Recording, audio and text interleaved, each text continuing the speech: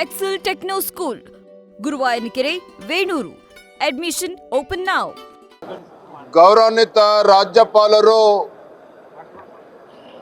ಎರಡೂ ಸದನದ ಜಂಟಿ ಅಧಿವೇಶನವನ್ನು ಉದ್ದೇಶಿಸಿ ಇವತ್ತು ಮಾತನಾಡಿದ್ದಾರೆ. ಆದರೆ ಸದನದ ಒಳಗಡೆ ರಾಜ್ಯಪಾಲರಿಗೆ ಅಗೌರವ ಮಾಡುವಂಥ ಕೆಲಸ ಆಡಳಿತ ಪಕ್ಷದವರು ಮಾಡಿರ್ತಕ್ಕಂಥದ್ದು ಇದು ಖಂಡನಾರ್ಹ. ಯಾತಕ್ಕೋಸ್ಕರ ಇವತ್ತು ಈ ಪರಿಸ್ಥಿತಿ ನಿರ್ಮಾಣ ಆಗಿದೆ. ರಾಜ್ಯ ಸರ್ಕಾರ ತನ್ನ ವೈಫಲ್ಯಗಳನ್ನು ಮುಚ್ಚಿ ಹಾಕೊಳ್ತಕ್ಕಂಥ ಸಲುವಾಗಿ ಕೇಂದ್ರ ಸರ್ಕಾರದ ಮೇಲೆ ಒಂದು ದ್ವೇಷ ರಾಜಕಾರಣವನ್ನು ಮಾಡೋದಕ್ಕೆ ಈ ಸದನವನ್ನು ಬಳಸ್ಕೊಳ್ಳೋದಕ್ಕೆ ಏನು ರಾಜ್ಯ ಸರ್ಕಾರ ಹೊರಟಿದೆ, ಇದು ಖಂಡಿತ ಸರಿಯಲ್ಲ. ಇವತ್ತು ಈ ಕಾಂಗ್ರೆಸ್ ಸರ್ಕಾರ ಪ್ರಜಾಪ್ರಭುತ್ವದ ಕಗ್ಗೊಲೆ ಮಾಡುವಂಥ ಕೆಲಸ ಮಾಡಿದ್ದಾರೆ. ಒಂದು ಒಕ್ಕೂಟದ ವ್ಯವಸ್ಥೆಗೆ ಧಕ್ಕೆ ತರುವಂಥ ದಾರಿಯಲ್ಲಿ ಇವತ್ತು ರಾಜ್ಯ ಸರ್ಕಾರ ಸಾಗ್ತಾ ಇದೆ. ಸದನದ ದುರ್ಬಳಕೆಯನ್ನು ಕೂಡ ರಾಜ್ಯ ಸರ್ಕಾರ ಮಾಡಿಕೊಳ್ಳೋದಕ್ಕೆ ಹೊರಟಿರ್ತಕ್ಕಂಥದ್ದು ಇದು ದುರ್ದೈವ. ಇದು ಯಾತಕ್ಕೋಸ್ಕರ ಇವತ್ತು ಪರಿಸ್ಥಿತಿ ನಿರ್ಮಾಣ ಆಗಿದೆ. ಏನು ಪ್ರಧಾನಮಂತ್ರಿ ನರೇಂದ್ರ ಮೋದಿಜಿಯವರು ಕೇಂದ್ರ ಸರ್ಕಾರ ಮನ್ರೇಗಾವನ್ನು VBG ರಾಮ್ಜಿ ಅಂತೇಳಿ ಕೆಲವು ಮಾರ್ಪಾಡುಗಳನ್ನು ಮಾಡಿದ್ದಾರೆ, ಸುಧಾರಣೆಗಳನ್ನೇ ತಂದಿದ್ದಾರೆ.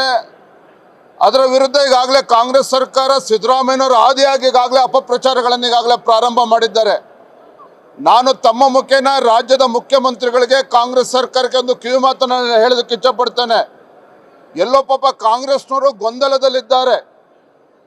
ಉದ್ಯೋಗ ಖಾತ್ರಿ ಯೋಜನೆ ಗ್ರಾಮೀಣ ಭಾಗದಲ್ಲಿರುವಂತಹ ಬಡವರು, ಸಣ್ಣ ರೈತರು, ಕಾರ್ಮಿಕರಿಗೆ ಅನುಕೂಲ ಆಗಲಿ ಅಂಥೇಳಿ ಕಾಂಗ್ರೆಸ್ ಪುಡಾರಿಗಳಿಗೆ ಬೇಕು ಅಂತೇಳಿ ಎಲ್ಲ ಉದ್ಯೋಗ ಖಾತ್ರಿ ಇರುವಂಥದ್ದು. ಬಹುಶಃ ಎಲ್ಲೊಂದು ಕಡೆ ಕಾಂಗ್ರೆಸ್ ಪಕ್ಷ ಉದ್ಯೋಗ ಖಾತ್ರಿ ಇರುವಂಥದ್ದು ತಮ್ಮ ಕಾಂಗ್ರೆಸ್ ಪುಡಾರಿಗಳಿಗೆ ಅಂಥೇಳಿ ಭಾವಿಸಿದಂತೆ ಕಾಣ್ತಾ ಇದೆ. ಇವತ್ತು ನರೇಂದ್ರ ಮೋದಿಜಿಯವರು ಸಾಕಷ್ಟು ಸುಧಾರಣೆಗಳೊಂದಿಗೆ ಇವತ್ತದನ್ನು ಕಾಯ್ದೆನ ತಂದಿರುವಂಥದ್ದನ್ನು ವಿರೋಧಿಸಿ ಇವತ್ತು ಕಾಂಗ್ರೆಸ್ ಸರ್ಕಾರ ಇವತ್ತು ಅಪಪ್ರಚಾರ ಏನು ಮಾಡ್ತಾ ಇದೆ, ಅದರ ಮುಂದುವರಿದ ಭಾಗವಾಗಿ ರಾಜ್ಯಪಾಲರ ಮುಖೇನ ಇವತ್ತು ಕೇಂದ್ರ ಸರ್ಕಾರದ ವಿರುದ್ಧ ರಾಜ್ಯದ ಜನರನ್ನು ಎತ್ತಿಕಟ್ಟುವಂಥ ಒಂದು ಕುತಂತ್ರ ಷಡ್ಯಂತ್ರಕ್ಕೇನು ಕೈ ಹಾಕಿದ್ದಾರೆ. ಅದಕ್ಕೆ ರಾಜ್ಯಪಾಲರು ಅವಕಾಶವನ್ನು ಮಾಡಿಕೊಟ್ಟಿಲ್ಲ. ಇವತ್ತು ಕಾಂಗ್ರೆಸ್ ಸರ್ಕಾರ 140 ಶಾಸಕರಿದೆ, 140 ಶಾಸಕರ ಬೆಂಬಲ ಇದೆ ಅಂಥೇಳಿ ಒಂದು ರೀತಿ ದಬ್ಬಾಳಿಕೆ ಮಾಡುವಂಥ ಕೆಲಸ ಮಾಡ್ತಾ ಇದ್ದಾರೆ. ಆದರೆ ರಾಜ್ಯದ ಜನ ಎಲ್ಲವನ್ನೂ ಕೂಡ ಗಮನಿಸ್ತಾ ಇದ್ದಾರೆ. ನಿಮ್ಮ ನಡವಳಿಕೆ ಸರಿ ಮಾಡ್ಕೊಳ್ಳದೆ ಹೋದರೆ, ಈ ಕಾಂಗ್ರೆಸ್ ಸರ್ಕಾರ ತನ್ನ ನಡವಳಿಕೆಯನ್ನು ಸರಿ ಮಾಡ್ಕೊಳ್ಳದೆ ಹೋದರೆ ಏನು ಒಕ್ಕೂಟದ ವ್ಯವಸ್ಥೆಗೆ ಇವತ್ತು ಕಲ್ಲಾಕುವಂಥ ಕೆಲಸವನ್ನು ಮಾಡಕ್ಕೆ ಹೊರಟಿದ್ದಾರೆ. ಇದನ್ನು ಸುಧಾರಣೆ ಮಾಡ್ಕೊಳ್ಳದೆ ಹೋದರೆ 140 ಶಾಸಕರಿರುವಂಥ ಕಾಂಗ್ರೆಸ್ ಪಕ್ಷಕ್ಕೆ ಯಾವ ರೀತಿ 40ಕ್ಕೆ ಇಳಿಸ್ಬೇಕು ಅಂತೇಳಿ ಈಗಾಗಲೇ ರಾಜ್ಯ ಆ ದಿನಗಳು ಕೂಡ ದೂರ ಉಳಿದಿಲ್ಲ.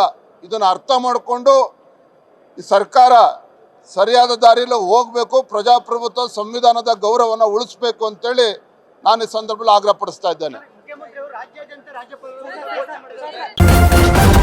ನ್ಯೂಸ್ ಫಸ್ಟ್ ನಿರ್ಭೀತಿಯಿಂದ ನಿಮ್ಮ ಪರವಾಗಿ.